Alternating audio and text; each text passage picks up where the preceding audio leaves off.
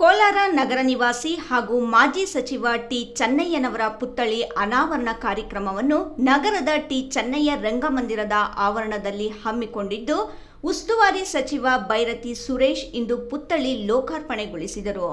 ಬಂಗಾರಪೇಟೆ ಶಾಸಕ ಎಸ್ಎನ್ ನಾರಾಯಣಸ್ವಾಮಿ ತೀರ ಬೇಸರ ವ್ಯಕ್ತಪಡಿಸಿ ಕನ್ನಡ ಮತ್ತು ಸಂಸ್ಕೃತಿ ಇಲಾಖೆ ಸಹಾಯಕ ನಿರ್ದೇಶಕಿ ವಿಜಯಲಕ್ಷ್ಮಿಯವರನ್ನು ತೀವ್ರ ತರಾಟೆಗೆ ತೆಗೆದುಕೊಂಡ ಪ್ರಸಂಗ ನಡೆಯಿತು.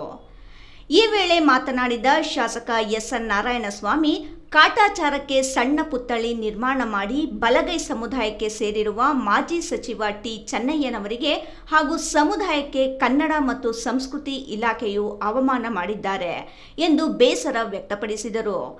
ಜಿಲ್ಲೆಯಲ್ಲಿ ಪ್ರಥಮ ಸಚಿವರಾಗಿ ಅನೇಕ ಕೊಡುಗೆಗಳನ್ನು ನೀಡಿರುವ ಇವರಿಗೆ ಅವಮಾನ ಮಾಡಿದ್ದಾರೆ.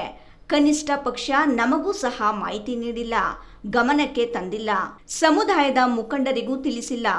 ಎಲ್ಲರೂ ಒಟ್ಟಾಗಿ ಸೇರಿ ಬೃಹತ್ ಮಟ್ಟದಲ್ಲಿ ಇದರ ಕಾರ್ಯಕ್ರಮವನ್ನು ಆಯೋಜಿಸಬೇಕಿತ್ತು.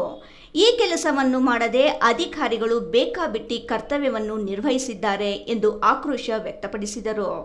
ಇವತ್ತು ನಮ್ಮ ಕೋಲಾರ ಜಿಲ್ಲೆಯಲ್ಲಿ ಸನ್ಮಾನ್ಯ ಈ ಒಂದು ನಮ್ಮ ದಿವಂಗತ ಚೆನ್ನಯ್ಯನವರ ಪ್ರತಿಮೆಯನ್ನು ಚೆನ್ನಯ್ಯ ರಂಗಮಂದಿರ ಮುಂಭಾಗ ಮಾಡತಕ್ಕಂಥ ಸ್ವಾಗತಾರ್ಹ.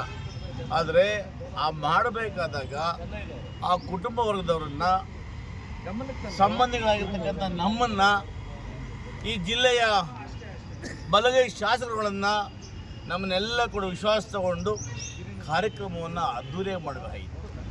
ಯಾಕೆಂದರೆ ಕೋಲಾರ ಚಿಕ್ಕಬಳ್ಳಾಪುರ ಜಿಲ್ಲೆಯಲ್ಲಿ ನಾವು ಬಲಗೈ ಸಮುದಾಯ ಅತಿ ಹೆಚ್ಚು ಸಂಖ್ಯೆಯಲ್ಲಿದ್ದೇವೆ.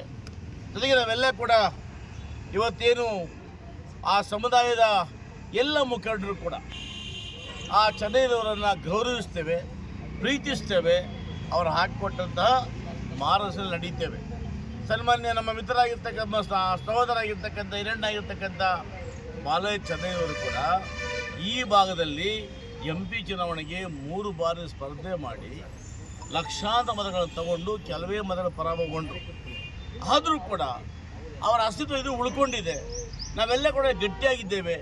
ಬಟ್ ಈ ಇಲಾಖೆಯನ್ನು ಜವಾಬ್ದಾರಿರ್ತಕ್ಕಂಥ ಕನ್ನಡ ಮತ್ತು ಸಂಸ್ಕೃತಿ ಇಲಾಖೆಯ ಜಿಲ್ಲಾ ಅಧಿಕಾರಿಗಳು ಬೇಜವಾಬ್ದಾರಿತನ ಬಹುಶಃ ನಮ್ಮ ಸಮುದಾಯಕ್ಕೆ ಬಹಳ ನೋವುಂಟನ್ನು ಮಾಡಿದೆ. ಅಂಚೆ ವಿಜಯ್, ರಾಯಲ್ಸ್ ಕನ್ನಡ, ಕೋಲಾರ.